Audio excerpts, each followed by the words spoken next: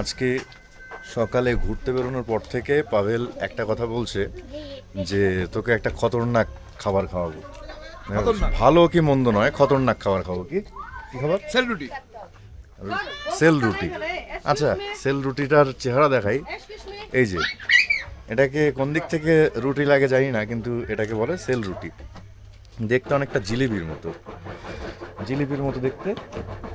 সানার জিলিপি টিলিপি যা খুশি বলাই যায়। এই যে সেল রুটি, এটা খেতে হবে এই সবজিটা দিয়ে। তরকারি, এটা আলুর তরকারি নাকি?